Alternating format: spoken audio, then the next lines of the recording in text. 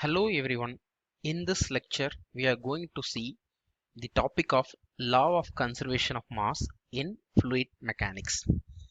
So as we all know, the basic equation that governs the fluid mechanics is the continuity equation that has been derived from the fundamental law of conservation of mass law. So today we will be seeing that how this law of conservation of mass is being evolved into continuity equation in the fluid mechanics world. How did they, what is the basic equation from which we have started, and what are the things that we have added as a physical concept or the physical phenomena into the law of conservation of mass, so that finally it evolved as a continuity equation for the fluid mechanics world. So with this brief introduction, now let's get into the topic. Today's, as I said, it's the law of conservation of mass. So as we all know, the law of conservation of mass states that mass can neither be created nor be destroyed, which means that mass is kind of constant over time. So if you want to write that mathematically, so which is like dm by dt is equal to 0. That's what is mathematically means by the statement of law of conservation of mass. Okay. So this we all know. So let's keep this law of conservation of mass understanding aside, because this law of conservation of mass not just holds true only for fluid mechanics. It can hold true for solid mechanics, it can hold true for chemicals and things like that. The whole concept here that we are trying to teach here is how this law of conservation of mass has been evolved from law of conservation of mass to the continuity equation. So what are the things that we need to consider to apply this law of conservation of mass into the fluid mechanics world, or the flow when a fluid is flowing in a particular medium or whatever it is. With this, now let's get into the core of the fluid mechanics, keeping the understanding of law of conservation of mass. Okay, because we will be using this statement later part of the lecture.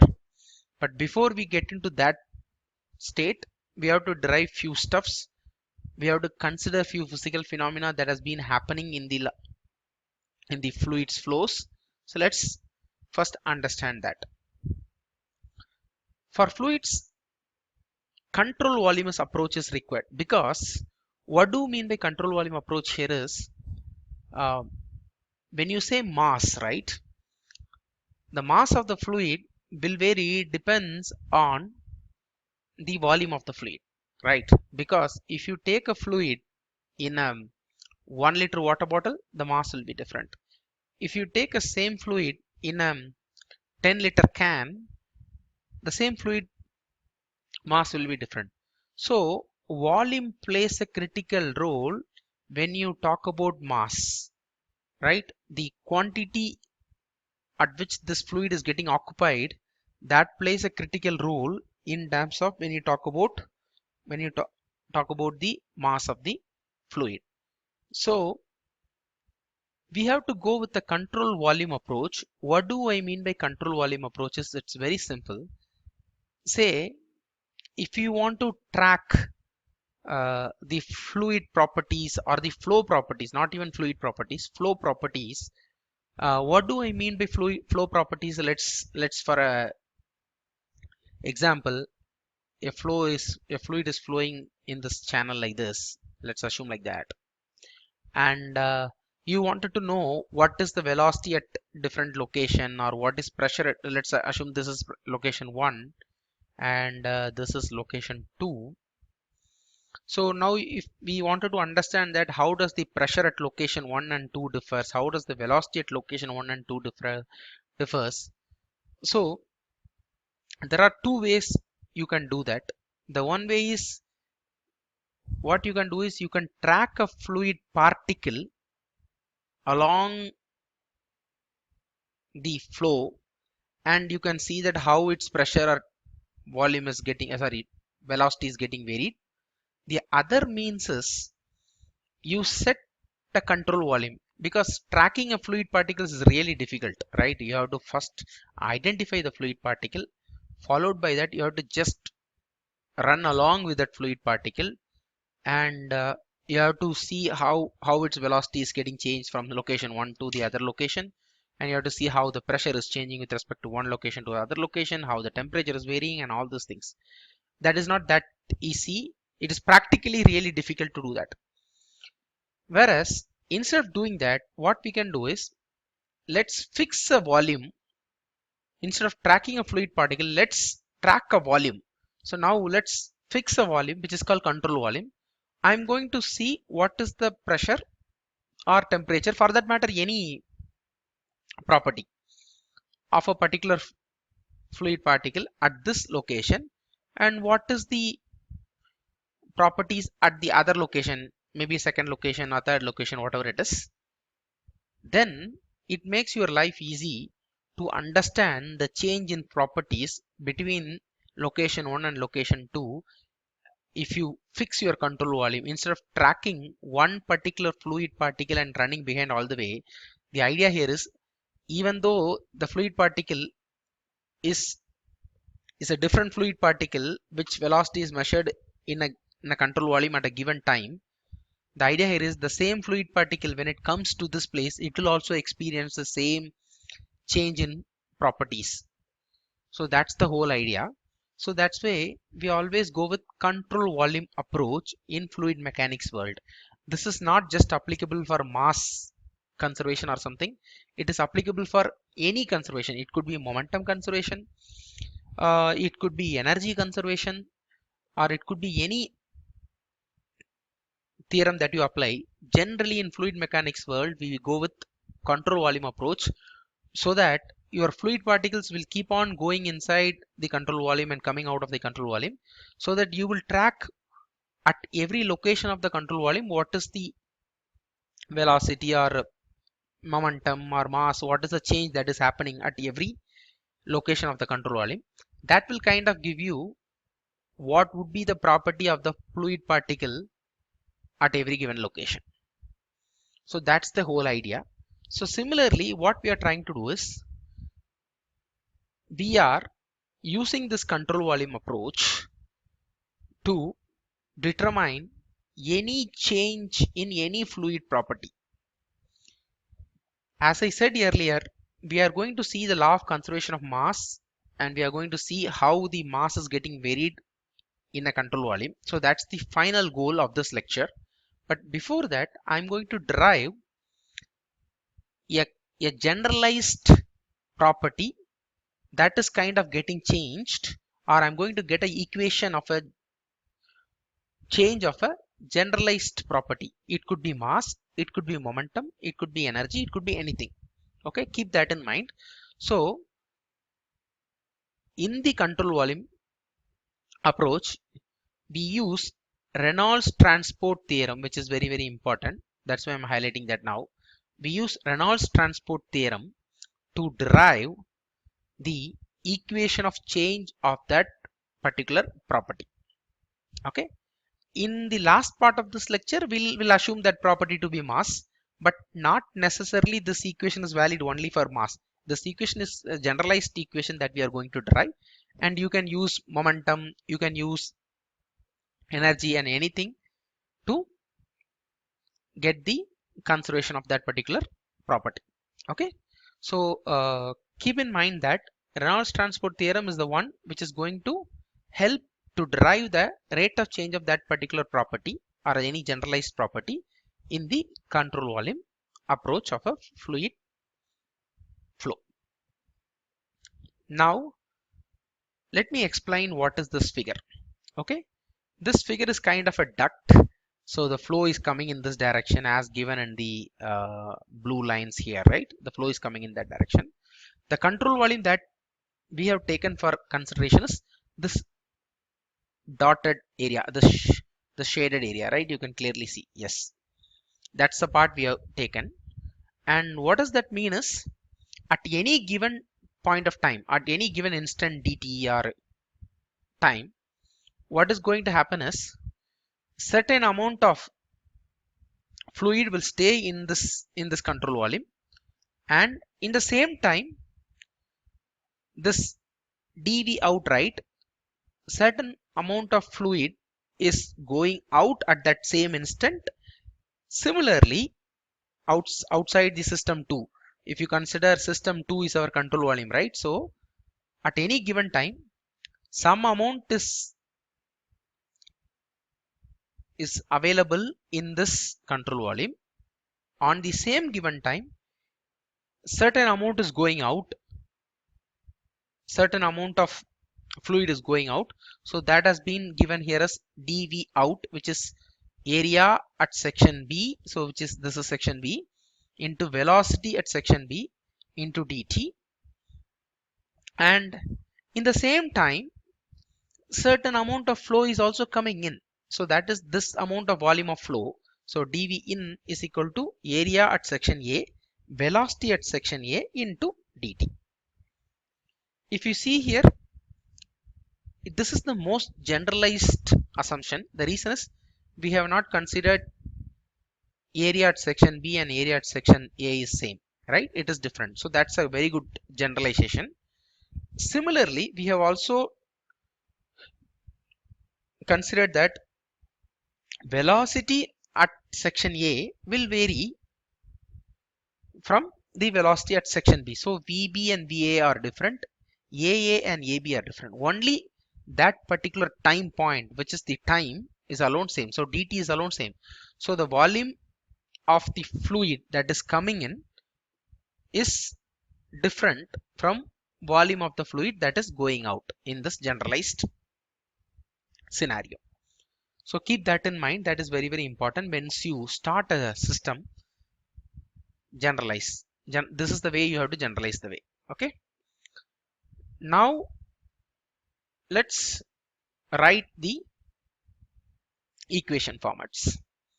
As you see here, this BCV is nothing but, I told you, right, we are not going to derive for the mass particularly here. It could be any property. So that property I have named as B. Okay. This B could be mass, this B could be momentum, B could be energy, it could be anything. So right now let's derive the Reynolds transport theorem, which is going to give you the rate of change of a particular property in a control volume space. And that property I have called as BCV. CV means control volume.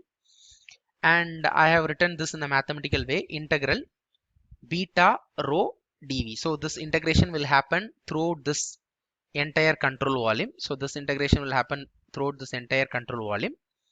And then the next question will come to you, what is this beta? Right? Yeah, it is clearly given that beta is nothing but it's a unit property per mass. Okay. So beta is equal to nothing but dB by dm. So basically it's a it's the unit property, unit value of B. Okay. So if you integrate beta throughout the entire mass, you will get B. That's the whole idea here. Okay. So beta is equal to dB by dm. So instead of dm, so we all know density is equal to mass by volume. So we are integrating throughout the entire mass. So we are putting rho and dV here. dV is the volume. Okay. So this will kind of give you the entire control volume property value. Now we know what is BCV. Now we are getting into differentiation of that BCV with respect to time, which means that how that particular property B is getting changed with respect to time. And if you see here, it's a normal differentiation. So whenever it's like this, right? So y2 minus y1 divided by x2 minus x1 is nothing but dy by dx, right? So just a slope kind of stuffs, right? So similarly here the change that is happening is time, and the property that is getting changed over time is B.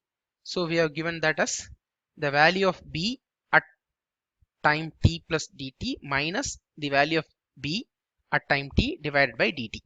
Okay, so this is a very standard mathematical formulation when you get into the change. Now if this is just a solid world, we can stop at this place.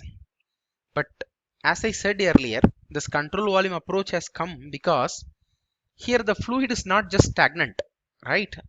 The flow is happening here, right? If the flow is not happening, then essentially this first line will just give you the rate of change of that particular property. But as I said earlier, at any given instant in this control volume, certain amount of fluid that is coming in and certain amount of fluid that is going out. So that's what we have written it here, right?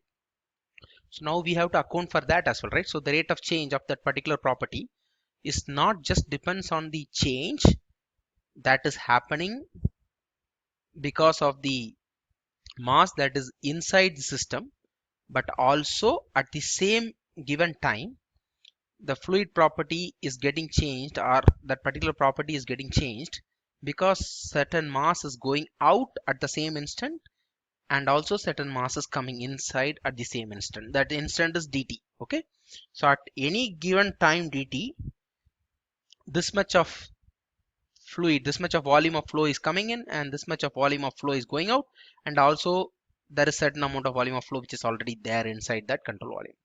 So this will only take care of the rate of change of that particular fluid property which is inside the control volume at that given moment of time, so which is dt. How do we now take care of what is coming out and what is coming in, right? So we have to take care of that. So in the next step, so this is where this becomes different than the normal rate of change, right? So this is where this Reynolds transport theorem changes this particular rate of change equation into which is suitable for fluid mechanics, right? So because the flow is coming at every given time, something is coming and something is going out, so that's where it is happening. So in the next step we have included that, okay, this much of flow is that is going out and this much of flow is that is coming in, right? So this is very clear, right?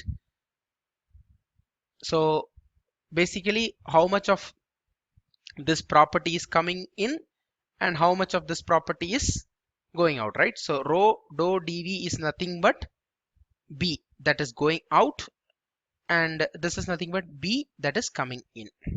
Okay, because rho dou bv is nothing but b. Okay, now you see here in the next step we have done mathematical simplification. So 1 by dt, so we are taking b2 into t plus dt, so we are getting this bt here, yeah, this bt to here, and then now you see there is one small difference here. So earlier there is no area was there, only volume was there, right? Now we have converted this volume into area into velocity. You can clearly see that, right? And we have taken out this dt out. So basically this term is now similar to this, but there's a big difference now in terms of the simplification of the representation. Earlier beta rho dv is there, now beta rho a into v. So a into v is nothing but area into velocity is nothing but meter cube per second. So here also it is meter cube, but time was in the denominator, so we have removed this dt outside. Now this become what is the area that is away through which it is going out, and what is the velocity at which it is going out. Similarly, what is the area that it is coming in and what is the velocity that is coming in, right? So you see, yeah, so instead of dv in, we have given a va dt.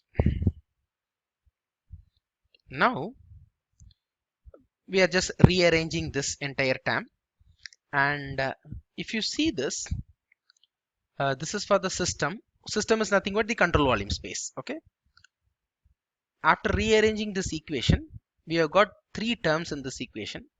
The first term is the d by dt integral cv beta rho dv, which is nothing but the rate of change of b within the control volume. So B could be any property, as I said. So the first term represents the property, that particular property that is getting changed within the control volume, which means what, at any given instant of time, some amount of fluid will be available in the control volume, and what is the change that is happening inside that control volume. So that is this term 1. And the term B, term 2 and 3 is slightly different. The term 2 is nothing but the flux of B passing out of the control surface, and the term T is the flux of B that is coming into the control surface, which is nothing but, flux means what? Basically, B is that particular property that we are chasing. We are trying to see what is the change of that particular property. So the amount of fluid that is coming in versus the amount of fluid that is going out. So that is called flux. So the flux of B, so because here you see beta rho AV is, so beta rho AV is nothing but is B. If you see this, right? So if you integrate that, you will get that, right? So what is the amount of B that is coming in, and what is the amount of B that is going out? So that is essentially the term 2 and term 3 here, right? So this is the Reynolds transport theorem, which kind of tells us whenever a fluid flow is happening and you wanted to understand what is the change that is happening for a particular flow property, that particular flow property is B here. It's not just about the change that is happening inside that control volume. It's also what is coming in versus what is going out. That also needs to be accounted. So that's what this Reynolds transport theorem tells to us. Okay, but here if you see, this is not even more generalized Reynolds form. So here it is generalized in terms of the property, but there are other things that we need to take care here. So let's get into the next level of details. Now I'm going to generalize this Reynolds transport theorem to any arbitrary control volume. Okay, what do you mean by any arbitrary control volume? Okay, let me make it more clear. Here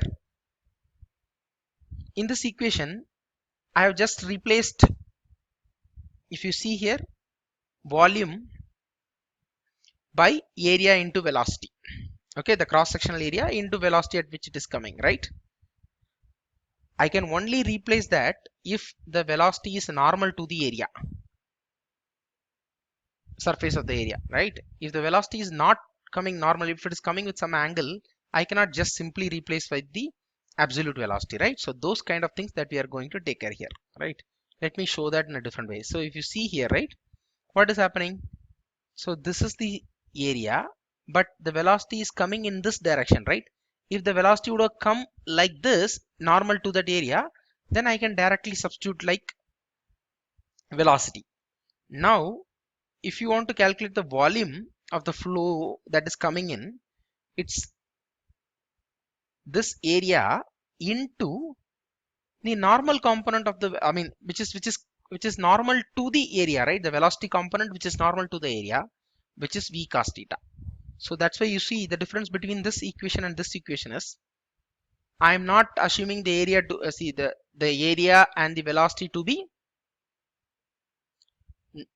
normal by default. It could be anything. If it is normal by default, then what will happen? The theta will become 0, so cos theta will become 1 automatically. But generally, that's how we consider this equation for the any arbitrary control volume, right? So here in this control volume, the velocity is not normal to the surface area, so that's why we have considered the normal component of the velocity, which is v cos theta, into dA out. So can you tell me why it is dA out, why it is not just A? Because here if you see, it was just A here, right? The whole idea here is, say for example, if a flow is flowing like this in a circular tube or a circular pipe, Okay, now we have got the normal component of the velocity, which is parallel perpendicular to the surface. So v cos theta. Okay. Now if you see, this v cos theta will not be same throughout the entire area, right? Entire this area, right? So if you see, if we would have studied the velocity profiles and all, right? So v cos theta might be this value. As it move towards here or here, the velocity will slightly come down because of the friction and boundary layer stuffs like that, right? Then the assumption of taking v cos theta of this will be valid across this entire cross section area. That is also kind of wrong, right? We never know that v cos theta might be the center line velocity, but as you move away from the center line, the velocities will get changed. So we need to integrate the velocity over this surface area, over this control surface. So that's why you see, from this equation to this equation, this has become CS, which is control surface, beta rho v cos theta dA out. So we are taking a small elemental area here and we are integrating throughout this control surface. If you see here, we are integrating throughout this control surface what is coming in and what is going out, right? So this term, so already I have explained about the first term. First term is nothing but the amount of fluid property which is getting changed because of the fluid, the amount of fluid which is inside this control volume. And the second and third term is the flex term. Flex term is nothing but the difference between what is coming in and what is going out. So we have written this second and third term together as a flex term. So the flex term is now in a very detailed way because we have not considered velocity as defaultly it is coming normal to the area. So Vn is nothing but v cos theta dA out. And also we are not just multiplying with the area, assuming that, okay, the same velocity will hold for the entire area. That is also not true. So we are going to integrate this velocity for this area. So that's why it becomes control surface. So if you see here, right, rho a v will become what? M dot, right? So we all know M dot is equal to rho a v. So that's how this flex term has become rate of change of mass flow rate that is coming in minus rate of change of mass flow rate that is going out minus rate of change of mass flow rate that is coming in over this control surface. So beta is nothing but the unit value of that particular property with respect to the unit mass. So beta is nothing but we have seen, right? So dB by dm is equal to beta, right? B is the property of the fluid, or it could be anything, some property, and beta is the value of that particular property per unit mass. Now this has kind of become the generalized Reynolds transport theorem for the any arbitrary control volume. Okay, moving ahead, now let's try to apply the initial statement that we have learned, right? If you remember that I told you, right, we are going to see the law of conservation of mass, but till now I am just talking about Reynolds transport theorem, right? Now we have got the Reynolds transport theorem. So Reynolds transport theorem helps us to get an equation for the rate of change of any property in a flow, in a fluid flow.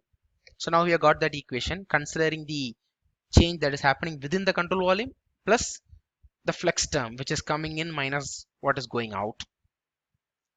Now we are going to equate this Reynolds transport theorem assuming that right now my property is I'm going to deal with law of conservation of mass. So I'm interested to track what happened to my mass.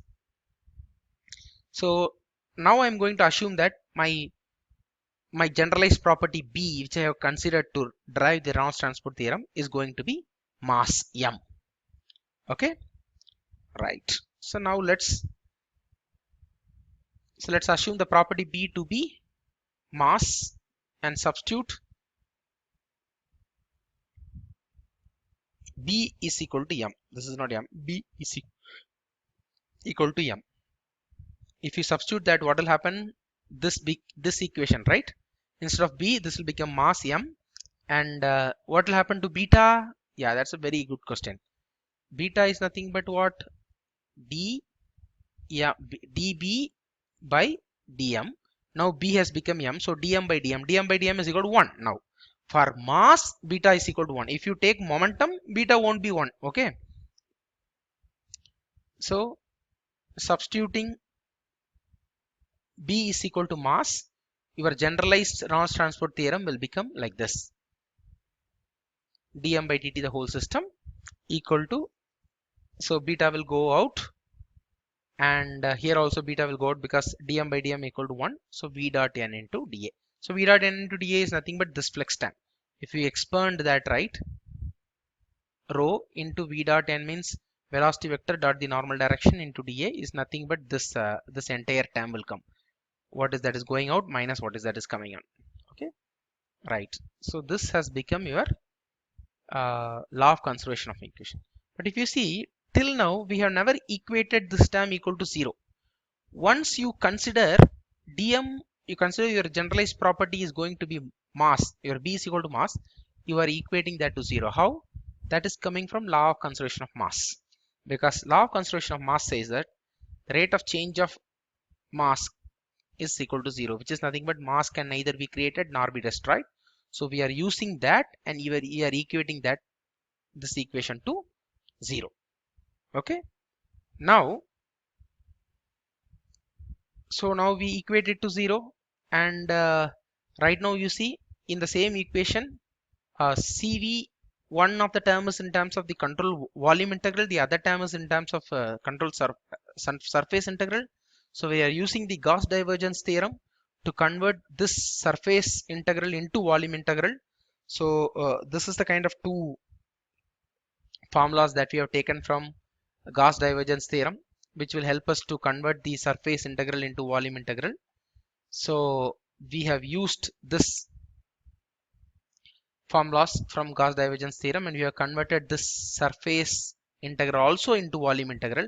Hence you see this entire term will came under control volume. So d rho by dt plus del dot, so this is coming from here, rho velocity vector into dv equal to 0. So this is your integral form of content equation. And if you want to know what is the differential form of content equation, you differentiate this with respect to volume. So what will happen? The internal part will come.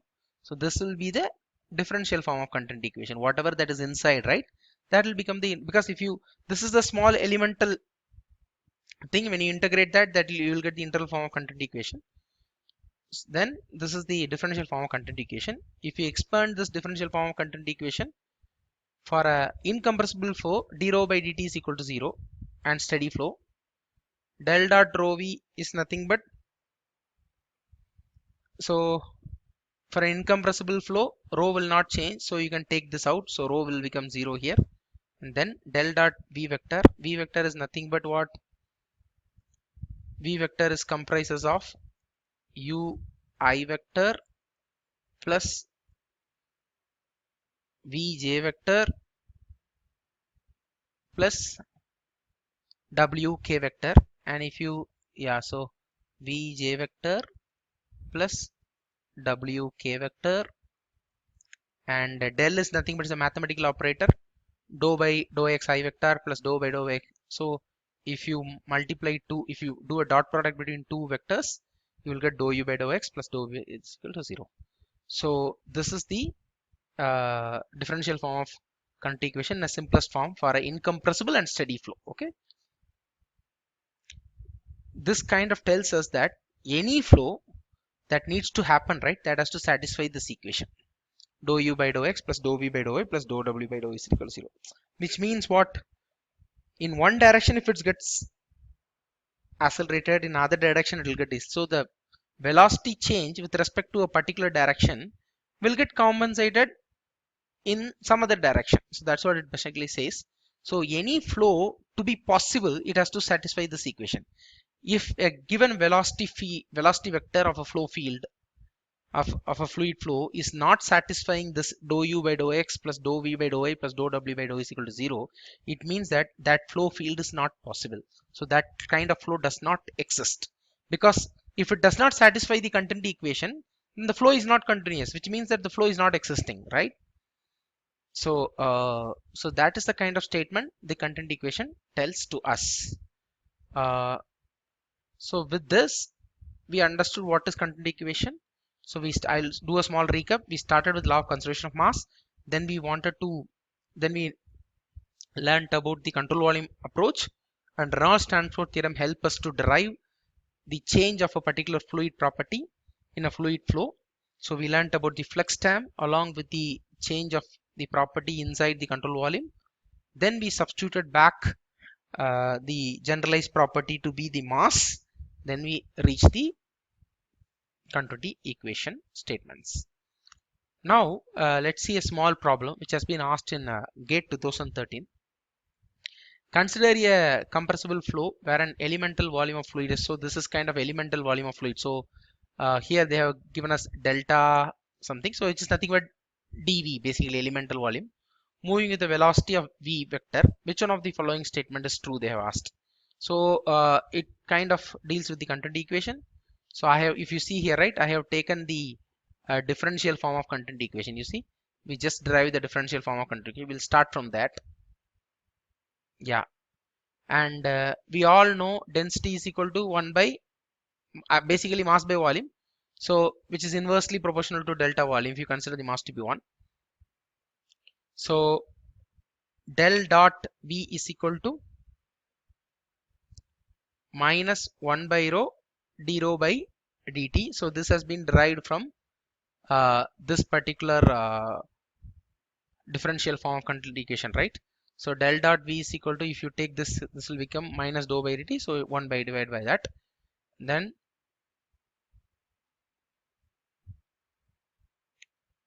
instead of 1 by rho, we are substituting 1 by del v, which is nothing but the elemental volume, right? Yes, and that will become, that is, if you substitute rho equal to 1 by del v, this del v becomes to the numerator, and here also you have to substitute, this will go 1 by, so if you integrate it, sorry, if you differentiate it, you will get minus del v into minus 1 by del v the whole square. So this will become finally del dot v is equal to 1 by del v dot dou of del v by dt, right? Because minus minus will become plus, this del v will get out and this square will go out, and this will be 1 by del v, and this is still differentiator, right? Yeah, so if you see that, the answer is option A. So option A is the correct answer for this question. So they are just trying to understand what is the correct expression. So we started with the continuity equation, and we know that rho is equal to mass by volume. So since it is an elemental volume, so we can consider rho to be 1 by del v. So del v is nothing but that elemental volume. Then we substituted that in that equation to get the right answer. With this, this lecture is done. Let's see some other lecture in the next video. Thank you.